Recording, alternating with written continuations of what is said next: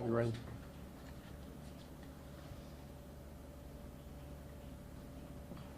We're ready. All right. Good morning. My name is Josh Hayes. Thank you for being here today. Blake Williams, who's here today in the back, and I, along with our entire firm, have now represented the Garrett Walker family for over 3.5 years now. At the outset of today, the family wanted me to extend their sincere, heartfelt sympathy, love, and empathy to the family of Jimmy Gracie, the UA student who died tragically last week in Spain. The Walkers, unfortunately, know all too well how this feels and how this has totally upended the lives of the Gracie family. They extend their prayers as well as any support they can offer to the family. We are here today to announce the partial settlement of the litigation that has been pending in Tuscaloosa County Circuit Court. The claims against the Gray Lady Bar have been resolved, with the case against Delta Chi National Fraternity ongoing. While nothing ever can bring Garrett back, nor fill the hole created by his tremendous loss, the family is gratified that this litigation brought in their name has resulted in meaningful changes to the Tuscaloosa bar and restaurant scene. Garrett Walker was last seen at the Gray Lady Bar on November 7th, 2021. His body was later recovered from the Black Warrior River. Evidence in this case incredibly revealed violations of Alabama law and ABC board regulations, including the service of underage people, the service of intoxicated individuals, and drinking alcohol with bar patrons. While this settlement includes a monetary component, its core has always been to focus on mandatory systemic reforms for the Gray Lady, reforms that we hope will take effect all across the Tuscaloosa bar and hospitality scene. We welcome local bars and restaurants to join us in this fight. In addition to a written apology, the Walker family and in addition to a written apology to the Walker family and a monetary settlement, the Gray Lady has agreed to the following specific terms: enhanced training. They have agreed to annual professional development on responsible alcohol service and mandatory responsible vendor certification for all its staff. There's been an operational overhaul at the Gray Lady of sorts. Implementation of advanced ID verification technology has happened, as well as a strict prohibition going forward on employees drinking alcohol with patrons. Community safety is a key component of this settlement. Active participation in minor operative programs through the ABC board, and the launch of an underage alcohol awareness program campaign within the Gray Lady Bar venue. The Gray Lady has also agreed to spearhead efforts to enroll other local bars in these safety programs. I can tell you those are meaningful changes that would have never had happened had the Walker family had not had the courage to bring this litigation. As his parents once told me, Andy and Debbie, our son Garrett is an exceptional young man. There are no words to describe our loss. He was proud to be a student at the University of Alabama and was eager to make his mark in the world. Through the people that Garrett impacted here in Tuscaloosa and in Maryland and across the world, in fact, I can tell the parents without hesitation that Garrett indeed made his mark in this world. On behalf of the family, they say thank you to the people of Tuscaloosa, to the people of this state, for the incredible love and support given them over the past 4.5 years.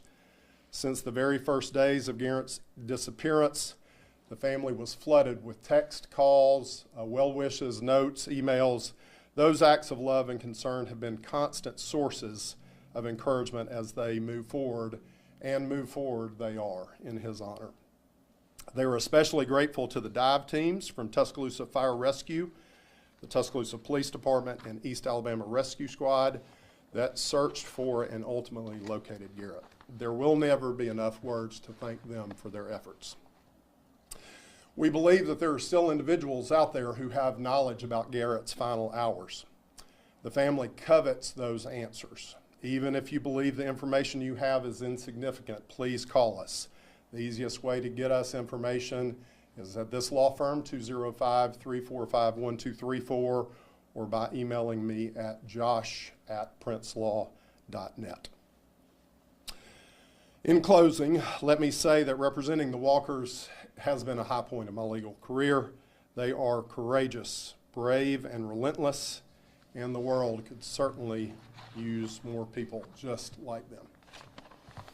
Be glad to take any questions. Josh, we're 3.5 years removed from what has happened. Do we have a better idea of what happened once Garrett left the bar? How did he end up in the river in terms of the chronological series? You know, unfortunately, that's why we're still asking for information. Brian, thank you for asking that question. We believe that there may be people who saw something that night that has not been reported to police or to us, and we will absolutely track down every lead, and the police will too. We don't know anything other than he was last seen at 1:07 a.m. on the corner of Greensboro and University, headed toward the river. There are no other video cameras past that. Was he by himself? He was by himself. The agreements made with Gray Lady, is there any way to ensure that they're following those and adhering to them, or is it just, okay, we trust you will? Well, we will certainly be following up with them to make sure that they comply. The parents decided not to be here today. Why? Yeah, you know, Tuscaloosa is still tough for them to come back to. They had plans to come a few weeks ago and just could not do it. It's still too raw, still too tough. They love the people here, they appreciate the people here, but it's just too painful.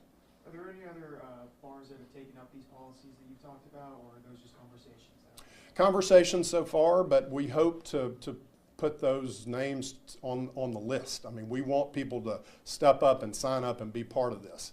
And it's going to be a simple program. It's things that people ought to already be doing. Don't drink too much. Don't leave your buddies in a crowd.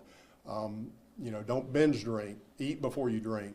Things that bars already should be doing, and we hope that they will sign on to these common sense reforms. How binding will these changes be? I know they're directly applicable to the Gray Lady, Right. but if you're encouraging other bars to sign on, how legally binding is that? Well, they wouldn't be legally binding. It would be a show of a new standard that they would be setting and agreeing to. But there's nothing we could do in this litigation to bind other bars. With employees not being allowed to drink with patrons, is that something that you guys saw was an issue the night that Garrett was at Gray Lady? Just kind of why that in the agreement? That evidence came out during the course of the case, and that is against ABC regulations and something that should have already been in place, but they agreed to make that part of the settlement. Understanding that anybody with any information about Garrett's final hours should come forward and share that, are there any specific questions that you're trying to answer that you would pose to people who may have been there or may have been witnesses to that time period? Yes. Did you see Garrett after he left the bar? Were you with him at the bar? Did you see anyone interacting with him at the bar before or after? You know, again, there is nothing too insignificant that we wouldn't chase down the lead. We already have followed a bunch of them, but we're looking for more. Have you ruled out, kind of piggybacking off Stephen, have you ruled out anything criminal? The police have, and we don't have any reason to dispute that at this point. You know, I'll leave it at that because the family does hope that more people will come forward and we can get the police back involved. Is there any concern that what happened to Garrett could happen to someone else at another bar in Tuscaloosa that's not following these particular procedures, either from you or the family? Sure. That's been a main concern of theirs all along. In fact, they have said that if this litigation prevents this from happening to one other family, then they're all about bringing it. They never did this for any kind of monetary reason. That's never been about that for them. They wanted these changes and they wanted to prevent another family from having to go through this. You said that you guys are still waiting on Delta Chi. Where do things stand with that portion of the suit? Yeah, so I'm limited at what I can say about that because it is pending litigation. The public record shows that we believe that they breached a contract they had to Garrett, and we think a jury will agree with us. Are you able to elaborate on what that breach was? Yeah, so that is outlined in our Fourth Amendment amended complaint, and I'll tell you what they say on their website. They have 4 core values: promote friendship, develop character, advance justice, assist in the acquisition of a sound education. They failed Garrett and several of his fraternity brothers miserably on that in the weeks before his death. There were some hazing allegations that proved to be unfounded, and they dismissed several people from the fraternity because of that. Do you anticipate that part of the case going to trial or settlement? Too early to say. We're in the early stages of that case. Was any action from the university taken against the fraternity? No. Not on the hazing? What I'm saying is there were hazing allegations that were not true. So Against him? No, it was never leveled against him. It was against some other people. Excuse me, And I'm sorry, the hazing allegation done to him. done to Garrett? Yeah. No, sir. No, sir. There was some hazing allegations going on that they investigated. Garrett was part of a group on a text message strand, and they, without any evidence, told all those people that they were not welcome at the fraternity. So that we believe that breached the contract they had to Garrett, that they had accepted his application and dues, and he had paid and been a good member of the fraternity. What's communication with the fraternity been like since his passing with the family? Disappointing, if I could say it like that. They didn't reach out, didn't return calls. Disappointing. Anything that you would want to add about this case or the partial settlement with the Gray Lady? I'm proud of the Gray Lady for finally stepping up and doing the right thing. Those are some good agreements they agreed to. We intend to hold them accountable to that. The family, again, thanks this community and especially the people that found Garrett. Josh, as we all know, this is a college town, a major college. How realistic do you think that these other bars will comply? Even though you said this is not legally binding as far as the changes, but the bottom line is this is a major city on game days. Right. Yeah, we're hopeful, Brian. I mean, we've had some good discussions. We think this is a good opportunity to be a good community steward, a good neighbor, and we hope that bars and restaurants will willingly join us in this effort. We need their help.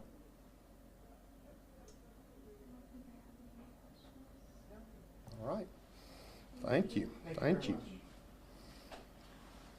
Thank you all for being here.